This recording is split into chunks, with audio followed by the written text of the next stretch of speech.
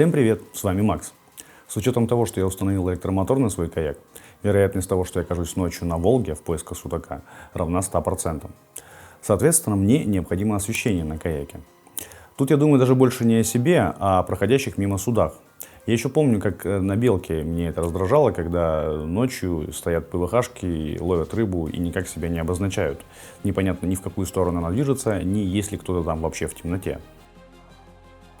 По правилам установки навигационных огней я решил установить спереди, ближе к носу, красный и зеленые фонари, соответственно обозначающие левый и правый борт, для того, чтобы в темноте уже издали было понятно, в какую сторону я двигаюсь. Для того, чтобы не делать в корпусе каяка дополнительных лишних отверстий, я решил сделать этот фонарь съемным и изготовить его сам. Сделал я его из двух сигнальных светодиодных ламп и обрезка трубы системы Джокер диаметром 25 мм. Подключается фонарь через герметичный двухконтактный разъем. Кормовой белый фонарь подключается через такой же герметичный разъем по тому же принципу.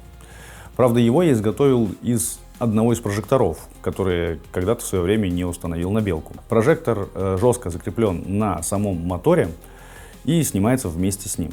Прожектор довольно мощный и поэтому даст достаточное освещение и в самом каяке, и отлично подсветит меня на реке.